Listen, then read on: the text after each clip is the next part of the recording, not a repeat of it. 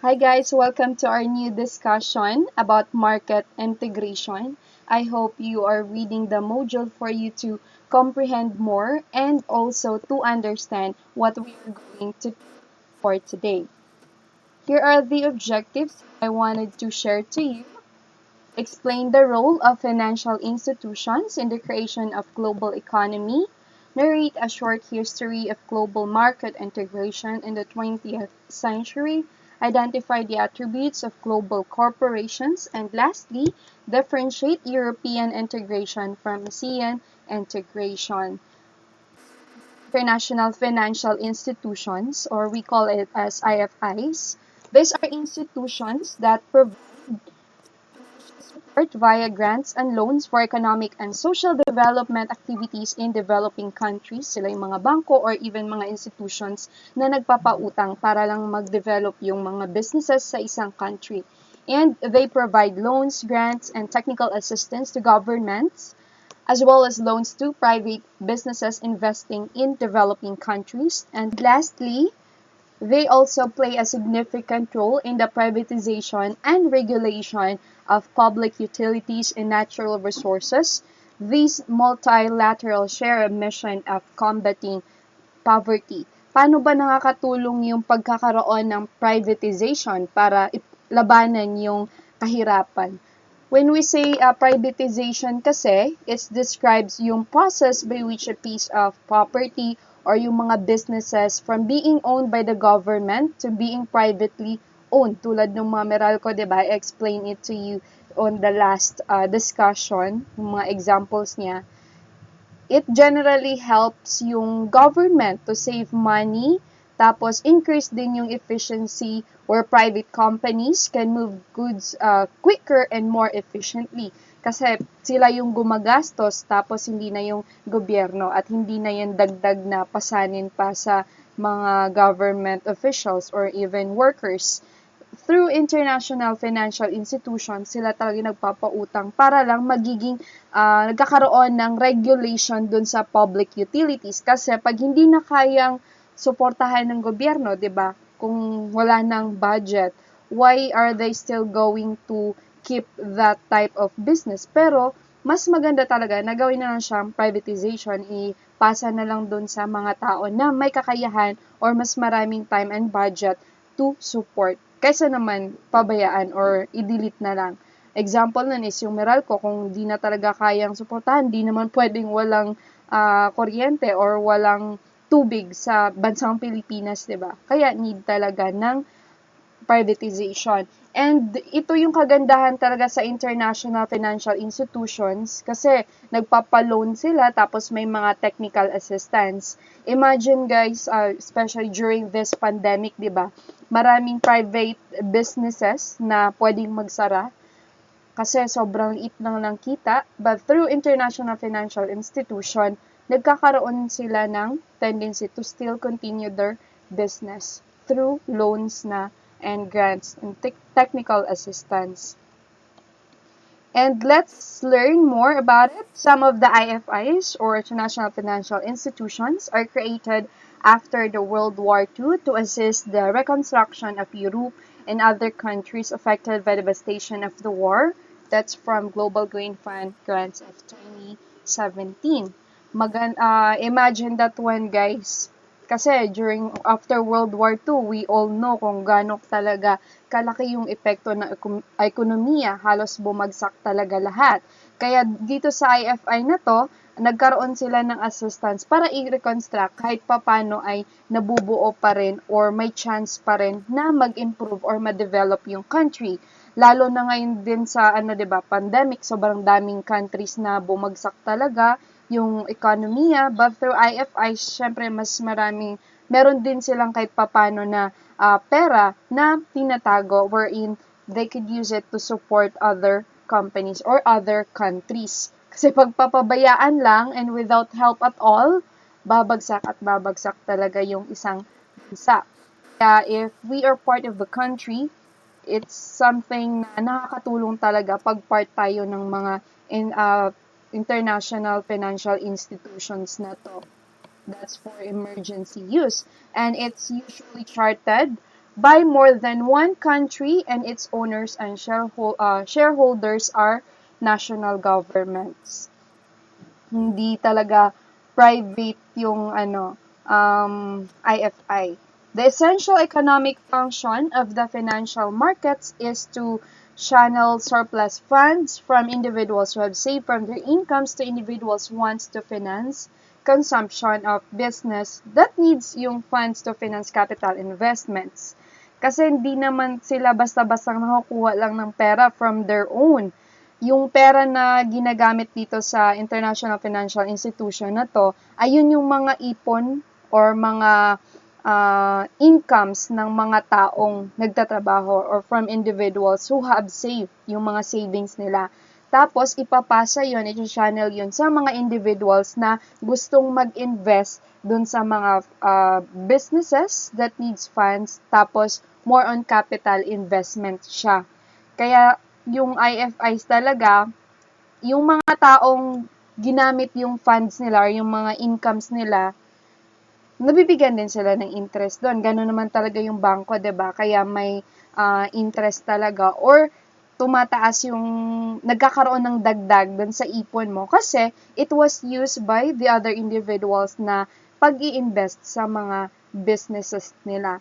Kaya mas maganda na yung pera mo ay naiipon sa mga bangko kasi tumataas yung increase kaysa naman na tinatago lang daw yung pera sa bahay. Wherein may tendency, if masunugan, 'di ba, aanhin mo yung pera or mawawala lang. And then, we have the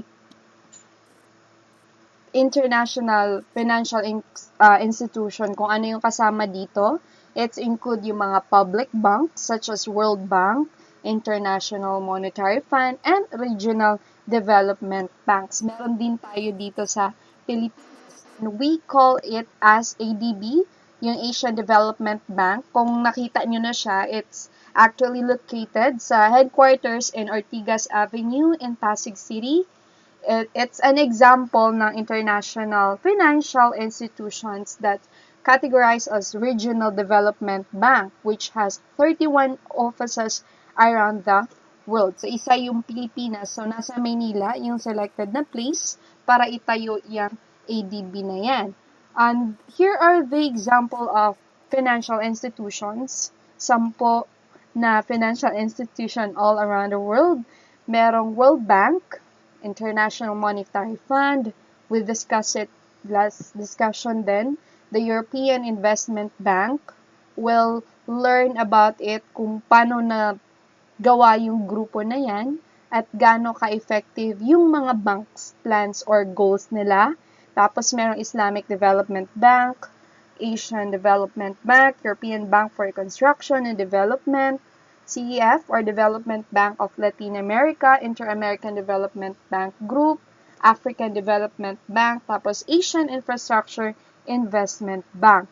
Lahat yan sila ay tumutulong talaga sa pag-improve ng isang bansa, tapos they grant loan sa mga individuals na gustong magkaroon ng investment, gustong kakaroon ng business. And the World Bank, let's start with the World Bank. Alam ko na lagi nating naririnig to. The World Bank is the world's largest development institution, and it has worked to help more than 100 developing countries and countries in transition adjust to these changes by offering loans and tailored knowledge and advice. Hindi lang pera yung binibigay talaga nila. They even provide knowledge and advice yung mga trainings or may pa-seminars pa yan sila para tulungan yung mga individuals. Imagine kasi naman, 'di ba, aanhin mo naman talaga yung magaling din tong World Bank na to kasi hindi lang sila basta-bastang nagpapa-loan lang, pero binibigyan nilang information or tinuturuan nila yung mga individuals na yun paano gamitin yung pera or mga financial advices para mas effective at para mas lumago. Kasi yung World Bank, ang goal naman talaga nila, here is the twin goal or kambal na goal ng World Bank. Una, ending extreme poverty by 2030. And second one is boosting shared prosperity of the poorest 40% of the population in all countries. Hindi nila pinapabayaan na bumagsak yung mahihirap na country, they provide help talaga, tsaka technical assistance for them. Imagine this one guys, alam mo yun, ending extreme poverty by 2030. And look what happened now 2020, diba? During pandemic. So let's find out kung anong ginagawa ng World Bank para isupport yung mga countries na part dito sa group na to. Kasi mahirap talaga and that's a big goal. Tapos biglang, this pandemic, di ba, biglang baba. But then, they still have 10 years naman. I hope na makakamit nila yung goal na yan to end extreme poverty. And let's have it. Yung World Bank, ito yung ginawa nila for this COVID-19 or pandemic. I got this from worldbank.org. So you can also search it and to know more kung gusto niyo magkaroon ng information, ano yung mga projects na ginagawa nila. At this time, ito talagang pinaka gusto nilang mangyari or project they're having right now during pandemic. They building a resilient and inclusive recovery. Yung tulungan talaga nila para mag-recover yung bawat bansa na naapektuhan ng pandemic. The World Bank is taking a broad, fast action to help yung mga developing countries strengthen their pandemic response and increase disease surveillance, improve public health intervention, supports the most vulnerable citizens, and help the private sector continue to operate and sustain their jobs. I even join isa sa mga seminars nila dito sa World Bank sa online. It's a module type of course kung saan ano yung pwedeng gawin na response. I chose yung sa more sa mental health. Ganun sila yung World Bank. Hindi lang pera or papaloan yung binibigay nila. They provide information, tapos tinitrain nila yung mga professionals or even yung mga tao for free para lang ma-sustain natin yung pandemic na to. And we have here another information from World Bank. So, kailan ba talaga nag-start tong World Bank na to? It was founded on the year 1944 and the International Bank for Reconstruction and Development, soon called the World Bank. Ito talaga yung unang pangalan niya, the International Bank for Reconstruction and Development. Siyempre, masyadong mahaba nga naman. Mas pinadali nila. At it's not just mas pinadali, mas ginawa nila na kung ano talaga yung pinaka-goal, which is World Bank. Buong mundo talaga yung kinoconsider niya. And it has expanded to a closely associated group of 5 development institutions. And originally, its loans helped rebuild countries devastated by World War II. So, ito yung sinabi kanina. And the World Banks, it's an international financial institution, has provided build of capital programs, and it's located in Washington, D.C. Kung gusto niyo yung puntahan, pwede kayo mag-visit niyan someday. And the 5 organizations na kasama dito sa World Bank,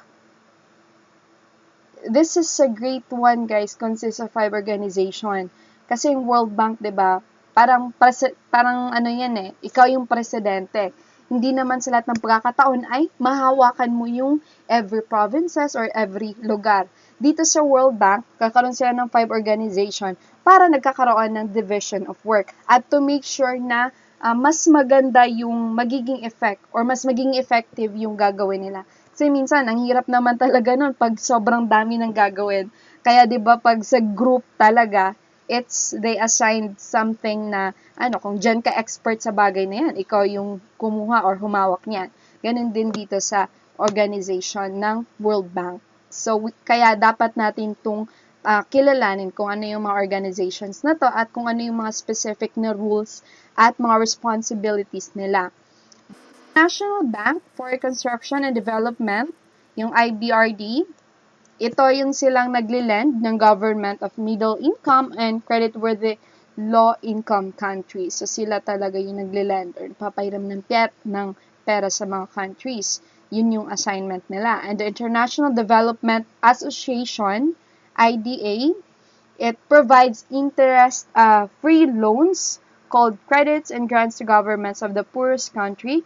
Together, IBRD and IDA make up the World Banks.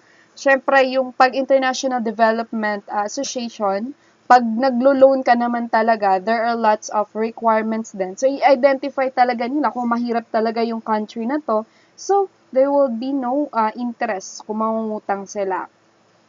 So, di tulad nung pag mayaman yung country mo at alam naman nila na maganda yung ekonomiya. Pag nagpapautang sila, yung International Development Association na to, they will process for interest fee.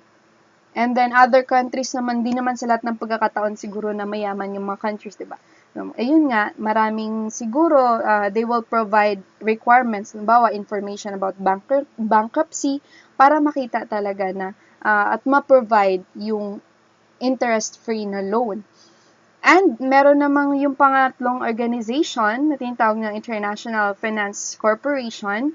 Sila yung pinaka-largest global development institution na nag-focus exclusively on the private sector. Ito naman, private sector naman yung focus nila. They help developing countries achieve a sustainable growth by financing yung mga investment, yung mobilizing capital international, and financial markets, and providing advisory services to businesses and governments. Basta guys, ganito lang yung pagtanda nyo. Isasali ko to sa exam. Pag International Bank for Reconstruction, nagli-lend sila ng money. Sila yung nagpapahiram for those and credit-worthy low-income countries, yung mga low-income or middle-income. Pag International Development Association naman, provide interest-free dun sa mga poorest countries. Tapos yung sa International Finance Corporation, more on sa private, private sector. Tapos dito sa multicultural investment naman, created in 1998 to promote foreign direct investments into developing countries to support economic growth, reduce poverty, and improve people's lives. And lastly, yung International Center for Settlement of Investment Disputes, they provide international facilities for conciliation and arbitration of investment na mga deputies. Yun sa kanila is international facilities.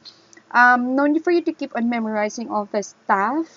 Basta alam nila kung ano yung pinaka-focus nila, kung saan sila nakaka-assign. Okay? At least we were able to appreciate yung organization or gaano kahalaga nagkakaroon ng organization sa isang World Bank. The same lang sa school, 'di ba? Maganda na may organizations talaga kasi doon sila na-assign or ito yung mga projects na pwedeng gawin nila. Hindi lang yung isang school lang mismo ang tatayo or isang bank lang yung tatayo. Kasi there are lots of projects na pwedeng mangyari or magagawa pag hiwa-hiwalay. At least, isa lang yung goal nila. Hindi naman pwede na iba't-iba din kayo ng goal. Okay? Basta, dito kasi sa World Bank, at least they are able to provide assistance tsaka help dun sa mga developing countries. And another IFI, guys, is the International Monetary Fund. Ano yung pinaka-mission nila? It's, no need for me to really explain all of this, as long as na nalaman nyo na siya dun sa past discussion and you could watch it again. Dito naman, ang focus lang natin dito sa Module 3 na to is itong mga help nila to the members na ginagawa. According to IMF of 2017, its fundamental mission talaga is to ensure yung stability of the international monetary system. It does so in 3 ways. Una is to keep track of the global economy and the economies of member countries and lending to countries with balance of payments, difficulties, and giving practical help to member. No need for you to, guys, dito kasi lahat naman talaga ng IMF ay more supporting talaga sa different countries, nagpapahiram ng pera to lend or nagpapaloan, yun yung giving practical help to members. Dito kasi sa IMF na to, here are the practical help to members that they provide. Surveillance. Ano tong surveillance na to? The IMF oversees the international monetary system and monitors yung economic and financial policies of its 189 member countries. Ang dami ng members ng International Monetary Fund, and that's a good thing. Mas marami silang nasusuportahan.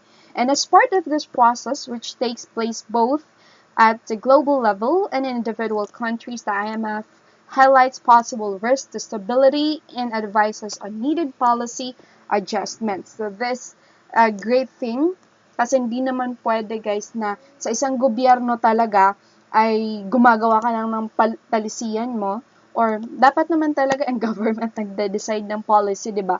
But in terms of economics or yung mga financial, kasi kailangan talaga natin ng help, lalo na pag hindi lang naman sa bansa natin ginagawa yung mga businesses, di ba? We have to invest din sa other countries, lalo na yung mga sikat or mga mayayaman na talaga na bansa. Kailangan natin ng tulong. Kaya dito yung IMF na to, nagbibigay sila ng surveillance wherein we have to seek yung policy advice adjustments.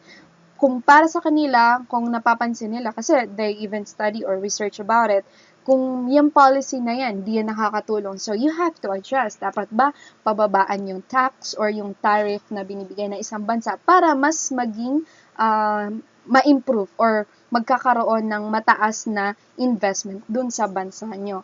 And next is lending. A core responsibility of IMF is to provide naman yung loans to member countries experiencing actual or potential balance of payment problems.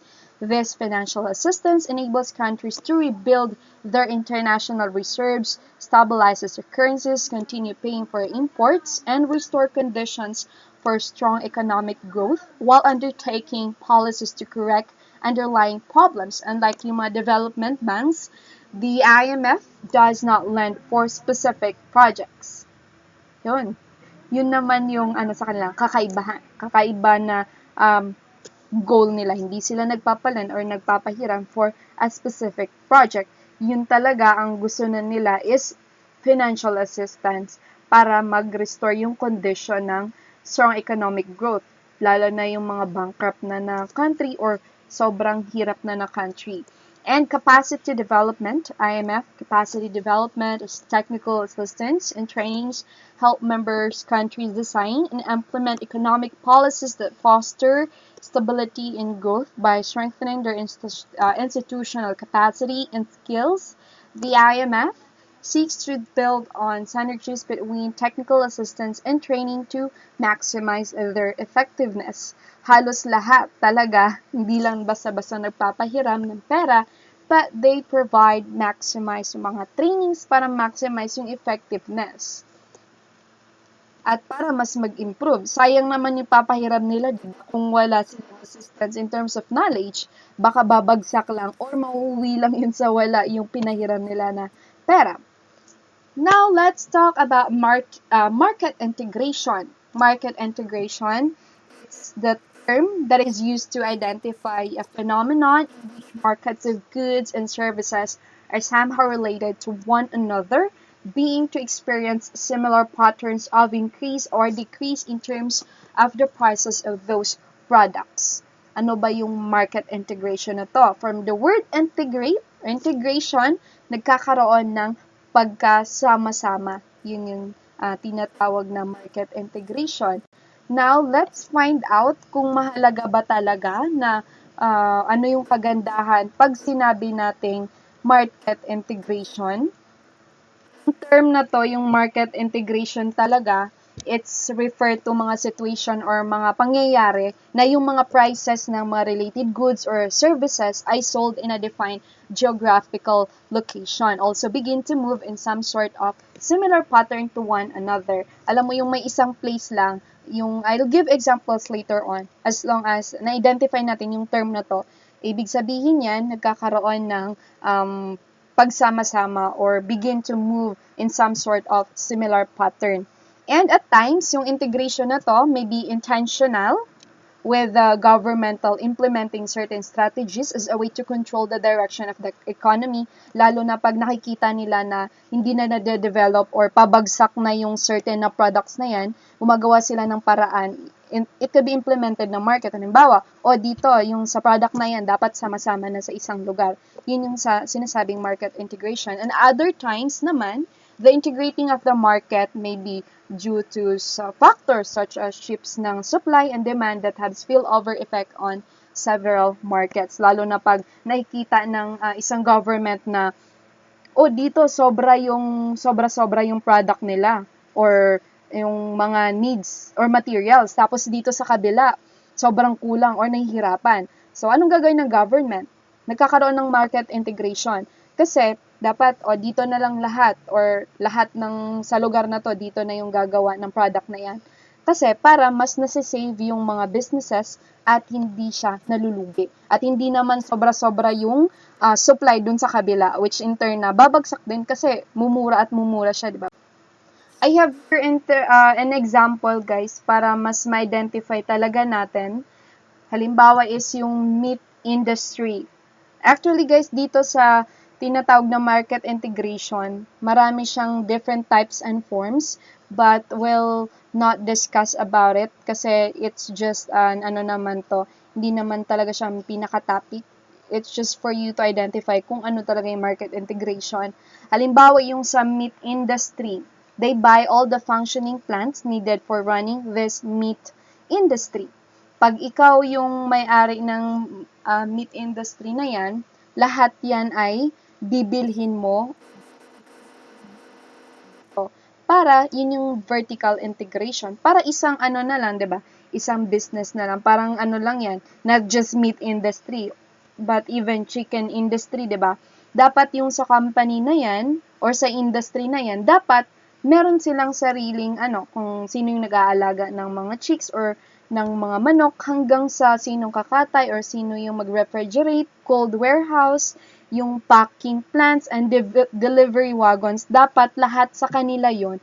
Kasi para sa kanila lang yung pinaka-source ng mga products, which is mas maganda siya pag market integration kasi hindi na sila maglalabas ng budget. Halimbawa, dapat bibili tayo ng mga baka. Dapat lahat yan. Siyempre, another person pa yung kakausapin nila. What if mahal yun, diba? Hindi yan controlled. Pero mas kontrolado ng meat industry pag sila from the bottom, kung saan nagmula yung materials or yung product nila, hanggang dun sa pagdi-deliver. Mas maganda yon. And meron ding example, guys, ng independent oil refineries coming under U.S. Oil Company. U.S. Oil Company, ibig sabihin, isa lang yung pinaka-source nila. Isa lang yung pinagkukunan nila. So, pag isa lang pinagkukunan ng iba't ibang companies, same lang yung price, 'di ba?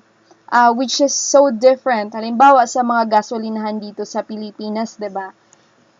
Different talaga yung prices kung sa 13 ka or dito sa Indang, iba-iba sila ng prices kasi iba't iba din sila ng pinagkuhanan ng gas. Pero sa US talaga, dito example na to, nagiging isa lang yung price ng gasolina nila kasi isa lang din yung source ng oil company nila, which is the US Oil Company. Yun yung for them, maganda din to na way of developing yung a certain country for progress kasi pareho yung pattern ng locations or pareho yung similar patterns yung sinusunod lalo na sa pricing. And we have the market integration and how it works. Integration can be achieved by different means. Reducing non-tariff and tariff barriers to trade can be the main tool for integrating markets. This type of integration is known as negative integration, and the term implies that government only role if to withdraw from interference in the movement of goods and factors of production across national borders. Indeed, this may be sufficient to integrate some markets for manufactured goods where government regulations play a minor role. Ayun, paano ba talaga siya? How the market integration works. Kaya dito, diba, nagkakaroon talaga yung integration. Yung mga examples ko kanina, it commonly nangyayari sa within the country. But what if yung market integration ay outside the country or dun sa ibang bansa? Nangyayari ba talaga yung ano na yan, yung integration na to. Sinasabi dito, pwede siyang mangyari in different means. Number one talaga is reducing the non-tariff and tariff barriers. Pag ito yung sinasabi na, di ba, minsan nahihirapan tayo mag-import or mag-export kasi sobrang taas ng tariff or sobrang taas ng tax. Mas mabuti na lang na ibenta mo na sa sarili mong bansa kasi may kita ka pa. Pero, kaya dito, dapat mas maganda market integration globally pag mababa yung tax. So, pwedeng ma-export yung mga import or ma-export yung mga products. And for this type of integration naman, it's not just for minsan di lang talaga sa gobyerno. Minsan yung mga private businesses, konting role lang ang pwedeng gagawin ng government. And that's about the policies, about tariff or yung mga taxes na yan na sinasabi. And a tariff kasi, pero minsan din kasi, di ba sabi nila, wala na lang tariff or wala na lang tax. Para import tsaka export na lang tayo, ganun na lang kadali, di ba? But it's not always a good thing kasi we all know na ang tariff talaga or yung mga interest or taxes na binibigay ng gobyerno, it's designed talaga to make imports more expensive. Mas expensive yung mga imports than domestically produced products. Kasi pag sobrang mura lang yung tax ng import, kawawa naman yung bansa natin, 'di ba? Yung mga produced products, minsan pa nga halimbawa sa mga bigas, 'di ba? Mas marami pa yung ini-import na bigas dito sa Pilipinas kaysa i-export kasi nagkakaroon ng kakulangan sa bigas or sa mga rice, 'di ba? And kaya maganda na na lang, may tariff talaga or may mga tax to make sure na we still appreciate kung ano yung products na meron yung bansa natin. And it's a way to still make our government or yung ekonomiya natin still successful. So let's talk about the forms of integration naman. According to Coaster of 2017, the following are the forms of integrations. Ito yung mga forms niya. So, there are 4 forms na dapat nating i-identify or pag-aaralan. First thing is preferential agreement. It involves lower trade barriers between those countries which have signed the agreement. Preferences can be given in the form of tariff reduction for unlimited volumes of imports from specific country or for specified import quantities. Dito, pag preferential agreement, ibig sabihin, may batas dun sa dalawang or may kasunduan na ginagawa yun. Halimbawa, dalawang lugar. For example, Philippines tsaka US. Meron silang certain na agreement na dalawa kung saan it could be pwede the same lang yung tax nila or kung pwede pareho nilang pababaan yung tariff nila. And in that way, it's not yung dalawang country lang yung nag-uusap or may agreement sila na dapat ganito yung amount para free lang yung pagkakaroon ng integration. And it's nadadaan naman talaga siya sa usapan. And dito naman sa free trade agreement, it reduces barriers naman. Wait, parang di nababasa. It reduces the barriers trade among members countries to zero, but each member country still has autonomy in deciding on the external rate of tariff for its trade with non-member countries. The European Free Trade Area is one of the example. Free trade agreement reduces barriers to among member countries to zero, but each member still has autonomy.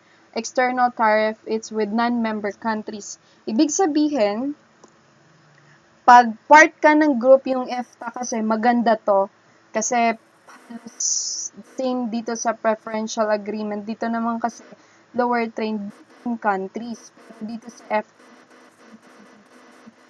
talaga silang trade among members to zero. Walang kahit anong babayaran. But yung mga outside the EFTA or hindi naman group, meron din silang it's just same as parang lang yan pag member ka ng isang group, free ka or walang bayad. Tapos pag outside the group ka, tas gusto mong sumali sa kanila, sa mga market nila, meron silang, yung bawat country na yun na nasa loob, they have the freedom to add tariff kung ano man yun sa isang bansa na gustong sumama sa kanila. Okay? Or gustong sa specific na country. But if you're part of the group, nasa circle ka, wala kang babayaran or zero free trade agreement yon. Okay?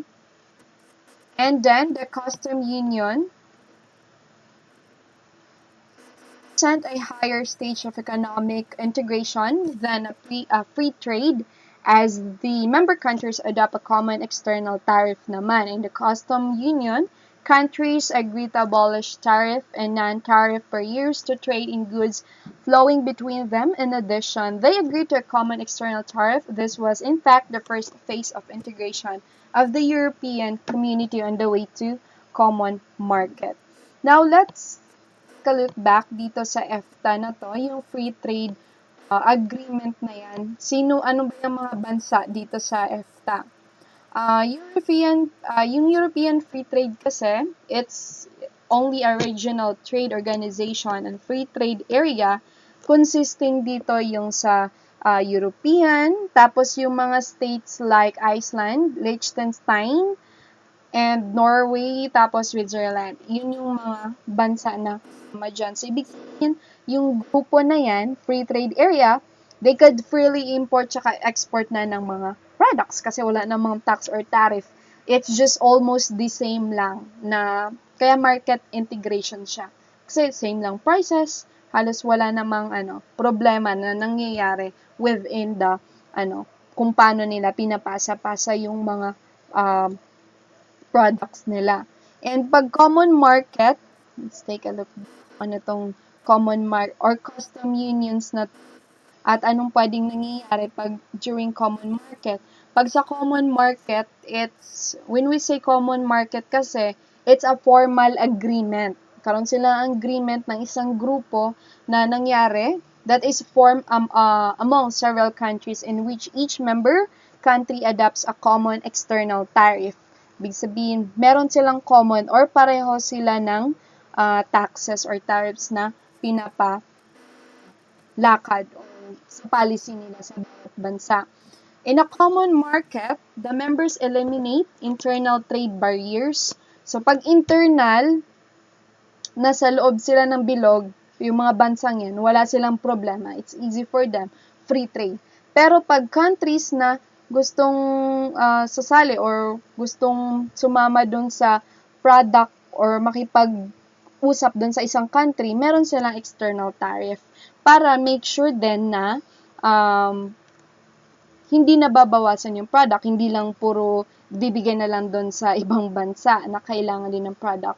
Kaya mas maganda na meron silang custom union para pag-usapan nila kung magkano, para same lahat ng prices or kung magkano man yung taxes na pwede nilang ibigay. And we have the fourth one. It's the common market. Ano yung dito sa common market? Okay guys, I have the picture. Kanina, hinahanap ko. I'm not sure kung saan ba yung picture na gusto kong i-explain para makita nyo talaga. I'm not just making out of it. Yung common market, I have here the picture. Kung nakikita nyo dito, sabi ko, I'll just make it bigger for you to see it. Yan. Dito, ito sinasabi ko, pag market integration, free trade yung country A, country B, country C. So, wala silang specific na babayaran. Zero yung tariff nila. Pero, yun yung free trade sa loob na yan. Pag dito sa custom union naman, ang nangyayari, pag halimbawa si country D, na hindi naman part ng group, ay sasali kay country B or meron makipag-usyoso sa country B para kumuha ng product. So, ang gagawin niya, custom union kasi siya, kaya dapat yung country A, country C, meron silang pinag-uusapan na kung magkano yung common na external barrier. Dapat pare-pareho sila ng amount na kailangan. Kasi hindi naman si country D may kailangan ng country B. Minsan, from different countries naman talaga na kailangan ng tulong yung isang lugar. So, yun yung sinasabi na common market. It goes beyond the custom union in allowing free movement of labor and capital within the union. Hence, the intention of a common market is to integrate both the products and factors, markets of member countries. Dapat alamin mo din, kahit hindi naman yung specific, kung part ka kasi ng isang group, kahit na hindi naman sila magbibigay ng product, ikaw naman sa ibang bansa, you still have to consider kung ano yung gusto nilang mangyari. Kasi, ganun yung isang group, diba? Nagsasabi talaga or pinag-uusapan yung mga bagay-bagay. Yun yung sinasabi ng common market. Tapos, pag economic union, it is the highest form of economic integration naman. In addition to the conditions of a common market members, countries also agree to integrate naman monetary, fiscal, and other policies. Basta dito sa economic union, it's more on monetary, fiscal, and other policies. Pag common market, it goes beyond union, nagkakaroon ng free movement of capital within the union. Okay, from the common union is intention of common market is to integrate both products and factors markets countries. Hindi lang sa kanila yung i-offer nila na product, even dun sa mga products na kasama dun sa that what makes specific group or market integration na gumanda. Kasi bilang isang country yung dapat na magiging maunlad. Dapat all the countries within the group or kung part ka ng group, dapat ka sumabay or hihilahin mo din sila pataas. Hindi lang yung ikaw lang yung aangat. Okay? And the European integration, the European Union is a unique economic and political union between 28 European countries that together cover much of the continent. The EU was created in the aftermath of the Second World War. The first step were to foster economic cooperation, and the idea is being that countries that trade with one another become economically interdependent and so more likely to avoid conflict. And the result was the European Economic Community created 1958 and initially increasing economic cooperation between 6 countries: Belgium, Germany, France, Italy, Luxembourg, and the Netherlands. Since then, a single market has been created and continues to develop towards its full potential. Oh, I love this single market type of thinking. Kaya maganda dito sa integrations talaga. Kasi, hindi lang isang country, but 28 European countries that go together. Ang dami nun, di ba? Halos sa isang grupo. Hindi nila iniiwan yung ibang countries na to. So, ito yung mga union countries, Austria, Belgium. Can just take a look of it. So, hindi nila pwedeng pag-iwanan yung iba. And this is a great way for them to have a good market integration. Kasi sobra yung supply sa isang bansa, they could just freely give it dun sa other countries, diba? Walang nasasayang na products, and that's a good way of doing market integration. The legal basis of European Union, the European Union is based on the rule of law. Yan. Tandaan natin yan na meron silang rule of law, yun yung pinagsimulan talaga. And this means that every action taken by the EU or European Union is founded on treaties that have been approved voluntarily and democratically by all EU member countries. So, they have the freedom to choose, or it's voluntary type of treaties. Hindi sila pinipilit. For example, if a policy area is not cited in a treaty, the Commission cannot propose a law in that area. I love it. Kasi pinag-usapan na talaga na dapat yung batas na yan ang masusunod. Tapos, just because you are the new president, you wanted to create a new law, tapos dapat ito yung masunod, it's a no-no for the legal basis of European Union. Kasi, pag nag-propose ka ng batas na yan, they will not truly accept it. Kasi nasa treaty na nila or nasa kasunduan na kung ano yung mga dapat gawin. And a treaty naman is a binding agreement between EU member countries. It sets out EU objectives, rules for EU institutions, how decisions are made in the relationship between the EU and its member countries. Treaties are amended to make the EU more efficient and transparent to prepare for new member countries and to introduce new area of cooperation such as the single currency. Ayun, maganda yung legal basis ng European Union kasi they are still accepting new areas, new members countries. Kasi alam mo yun, minsan kasi may ibang grupo, 'di ba, na ayaw na magpasali, but this type of European Union ay they are still accepting new members. Kaya pag new members talaga, nagkakaroon din sila ng adjustment dun sa mga palisiya nila and to make it more transparent and to prepare din yung mga new member countries to introduce naman yung areas of cooperation such as the single currency. And it's not most of the time naman kasi na effective yung palisiya, 'di ba?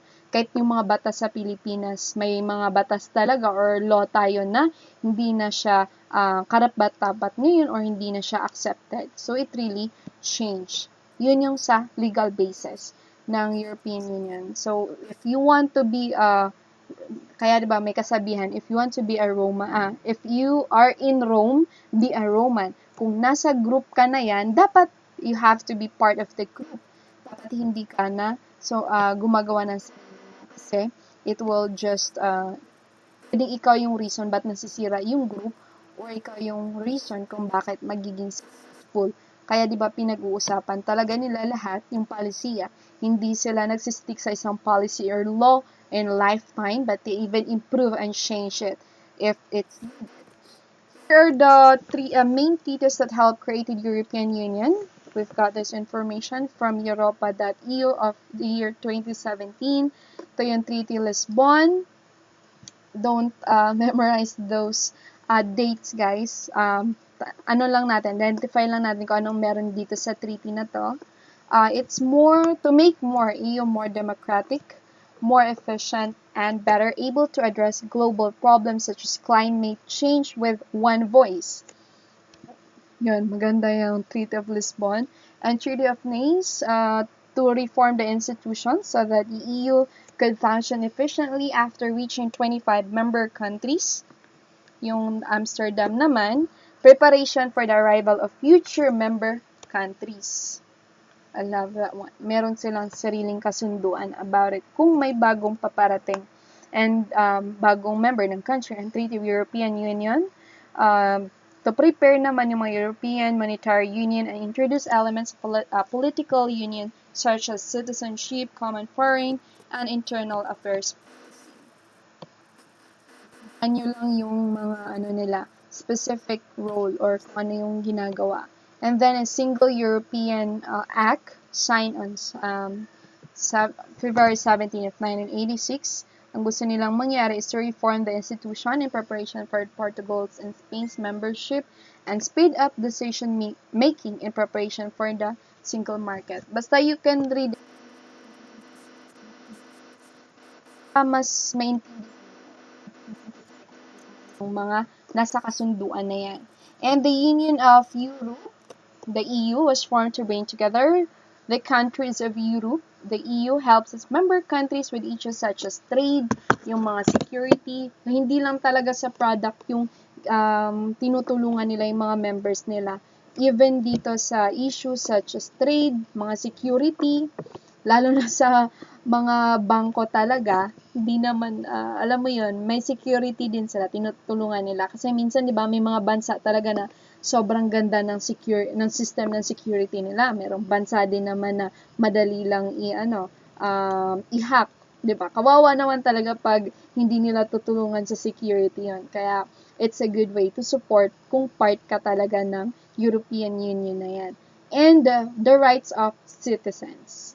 By 2013, the group had members, 28 members, and in 2016 naman, one member, the United Kingdom, voted to leave the EU. Yan.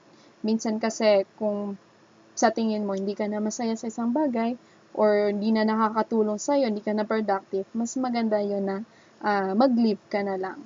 Tapos maramdaman mo na hindi ka na ganun ka kailangan. Hindi, it's just for us to na hindi sa lahat ng pagkakataon talaga, di porket maganda yung plan ng isang group lalo na dito sa mga union na to, sa market integration, ay positive lagi yung pwedeng mangyari sa isang bansa.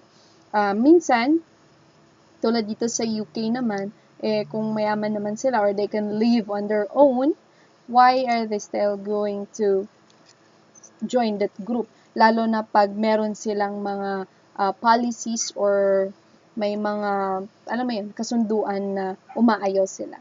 So, they have the freedom naman kasi democratic naman yung union na yun. Wala naman silang kasunduan na pag once a group, bawal ka ng umalis.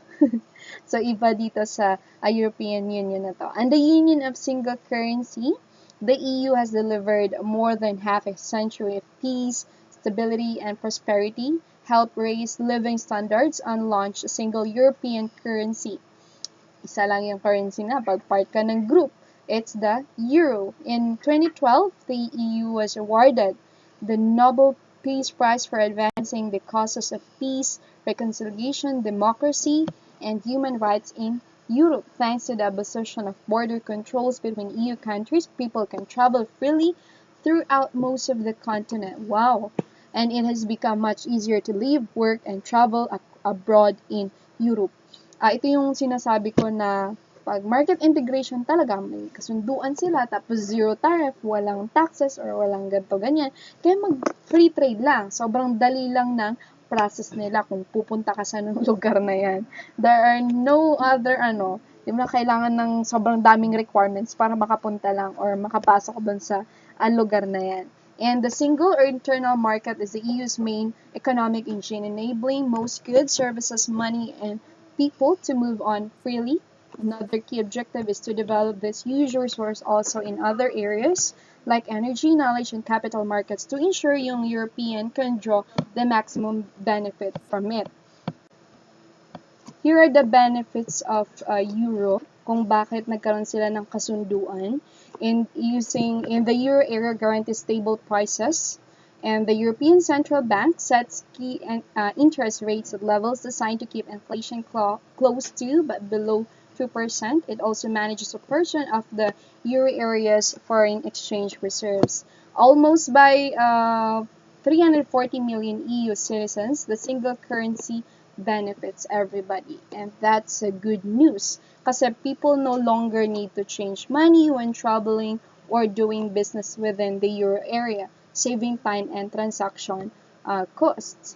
Hindi tulad sa Pilipinas tsaka sa US, diba, dollars tsaka Philippine peso. Pag pupunta sila dito sa Pilipinas, kailangan nila mag-change ng currency ng pera. Tapos pag pupunta naman tayo sa US, kailangan dollars yung pera.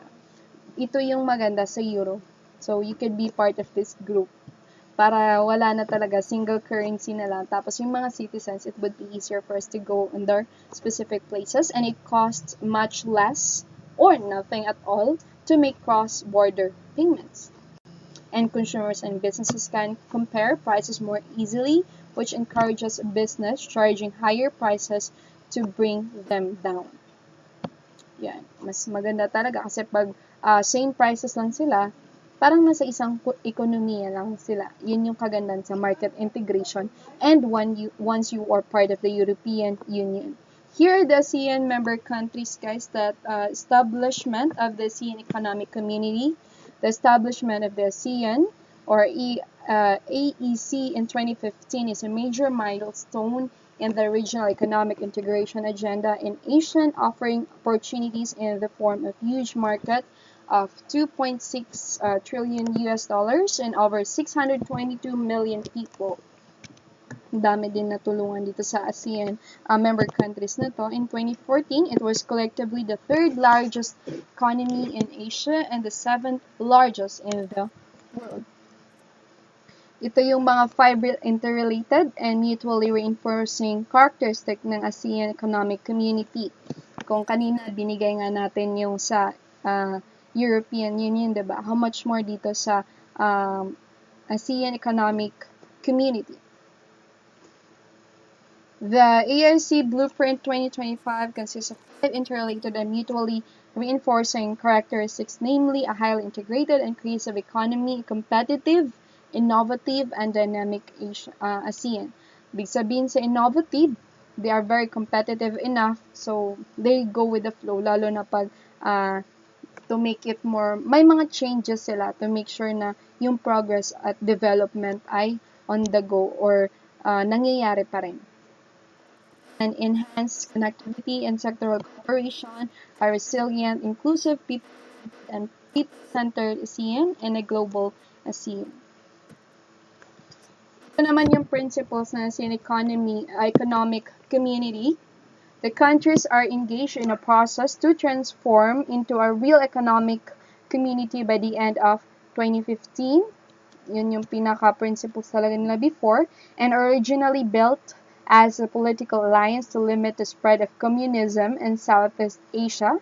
ASEAN gradually became a diplomatic organization to manage yung mga regional issues and expand trade with the inclusion of Vietnam, Cambodia, and Laos, and their opening to a market economy. Ito yung sa four pillars naman ng ASEAN economic community. We have the single market and production-based, competitive economic region, tapos equitable economic development, ASEAN's integrations into the global economy. Paano ba to yung i-describe yung mga pillars na to? Pag sinabing single market and production-based, these are the region as a whole must become a single market and production-based to produce and commercialize goods and services anywhere.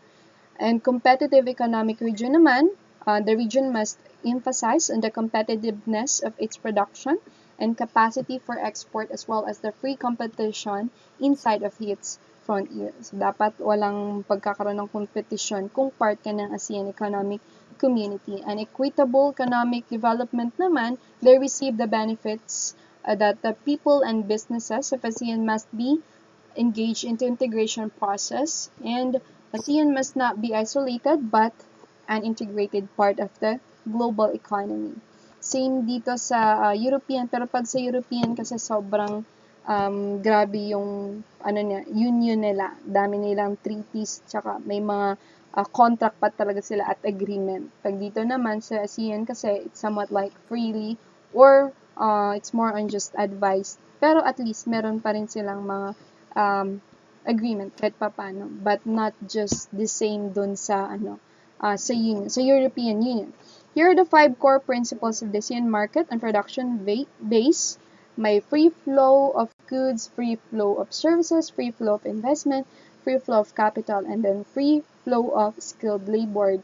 Kaya pwedeng pumunta sa ibang bansa dito sa skilled labor na to sa other countries para mag-provide sila ng mga sarili nilang para magkakaroon ng employment din.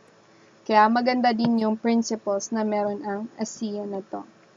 Almost somewhat like, ganun din kaganda like the European Union. Pag sa global economy and outsourcing, ano yung pag sinasabi na to?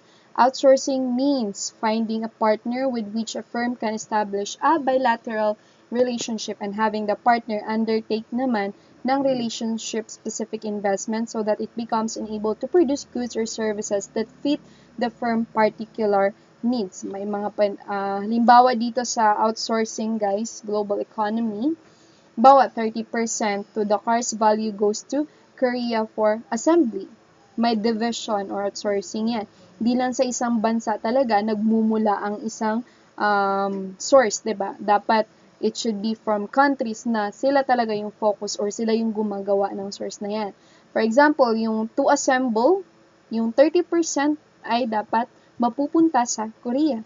Yung 17.5% para sa Japan for components and advanced technology, 7.5% naman to Germany for design, 4% to Taiwan and Singapore for minor parts, 2.5% to the United Kingdom for advertising and marketing services, 1.5% to Ireland and Barbados for data processing, and 37% only to the production value generated in the United States. Kung napapansin nyo, halimbawa yung sa diba, may specific country na dapat gagawa ng advertise tsaka marketing services. Kung napapansin nyo, halimbawa yung mga Ferrari na sasakyan, diba, hindi naman talaga totally na minamarket siya dito sa Pilipinas. May specific country na gumagawa nun. Like, kung part din siya na dito sa outsourcing na yan. And it only means kasi guys na pinapakita dito sa global economy and outsourcing na country can stand alone for the product. Kailangan natin ng help from other countries yung pwedeng gawin nila, yung tinatawag na outsourcing. Kaya nagkakaroon talaga ng mga union or mga batas. Kaya pag hindi ka part ng isang group like ASEAN or sa European Union or kung ano man yung group na yan na international financial institutions, mahihirapan ka talaga to stand alone. And it's not good for the budget, lalo na sa isang bansa. And for example dito guys, sa Pilipinas, in the Philippines, yung call centers dominate the Filipino outsourcing industry with voice-based services accounting for more than 70% of the business processes outsourcing and revenues that's generated since 2010. The Philippines is currently ranked number 1 in the world in terms of offshore voice-based services. The strong growth of this BPO sector is likely to continue for at least another decade. And the reason behind all this growth is simple. The Philippines is the best source for fluent English language speakers who are accent neutral and familiar with Western diction and figures of speech. Filipinos are also very service-oriented people, resulting in higher overall customer satisfaction. That's according to Microsourcing of 2017. Natawa ako dun sa pinaka-reason. Pero sa realidad talaga guys, reason talaga na mas maraming BPO companies dito sa Pilipinas ay mas mura. Mas mura kasi yung binabayad ng isang company. Halimbawa sa US, may specific na BPO. Like, yung mga sikat na offices, like, I will not mention those types of names ng mga companies. Ang ginagawa nila, kasi pwede naman magkaroon ng call center services sa ibang bansa, 'di ba? Like US, meron naman talaga doon, even other countries. Pero bakit sa Pilipinas? Kasi mababa lang yung pasahod nila sa mga Filipinos. And syempre mas magiging dahil mas mababa nga lang yung ginagasto nila for this customer service. Why not, 'di ba? Take it. Kaya dito sila kasi mas mura. But I also love this reason kung bakit dito talaga offshore yung voice services. Kasi naman talaga, Filipinos are very fluent in English. Ngayon, ang tanong, bakit kailangan fluent talaga sa English? You know, there are lots of mga racist na tipong, honestly, I joined the BPO company, kaya alam ko yung how it works. And there are lots of Americans kasi na they are really into, they wanted na dapat yung nag-assist sa kanila ay very talaga alam yung ginagawa niya and it should be fluent in English. Tapos may iba kasi na racist na, I'm not going to speak to you if you are not American. Syempre, 'di ba? Sa services din yun ng isang company, pag hindi ganun ka galing talaga yung meron sa company nila. And I do love or I really admire those people na nagwo-work din sa call centers kasi they are very intelligent in terms of giving the solution. Tapos there are lots of techniques and strategies talaga para makuha mo yung trust ng customer mo. Kaya it's one of the reasons na nandito talaga yung call center or BPO na mas marami sa Pilipinas. Nag-number 1 talaga siya. And no wonder, magagaling naman talaga yung mga Filipino people. And for global corporations, it's a business that operates in 2 or more countries. It also goes by the name multinational company. Expanding your business globally can offer several advantages over remaining a strictly domestic company, but operating in multiple countries also poses logistical and cultural challenges. A major motive for becoming a global operation is to expand revenue opportunities and to diversity business risk. Kaya, corporations talaga, it's for you to gain help from other. Tapos, mas magiging successful din yung isang bansa mo kasi nakipag-cooperate ka at there's some it's not cooperation, but there's also, you can get support from other countries na part ng corporation na yon. And lastly, ano ba tong global corporations and how important it is for globalization. Globalization can also offer the benefits of economies of scope and economies of scale. Economies of scope means that you can take advantage of different skill sets, market advantages, and many companies, for instance, take advantage of efficient call center operations that Philippines and India offer.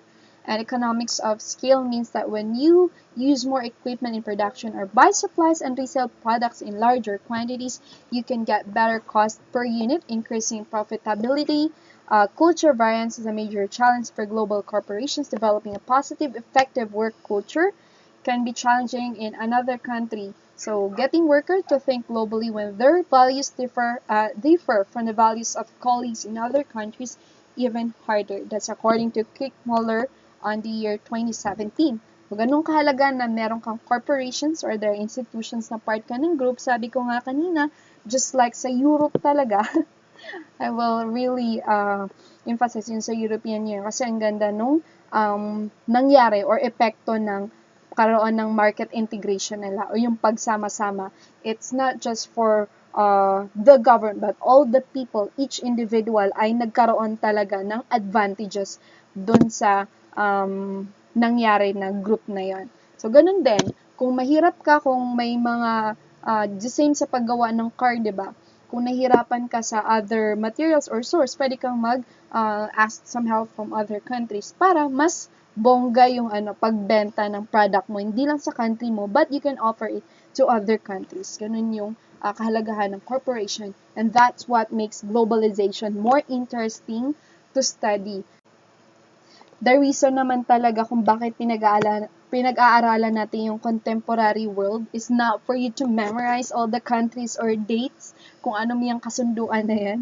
It's for you to see the beauty, kung gaano kahalaga yung dapat yung globalization, pagkakaroon din ng kasunduan sa other countries. At nakikita din natin kung ano yung magandang dulot or mga disadvantages. Imagine that one, guys.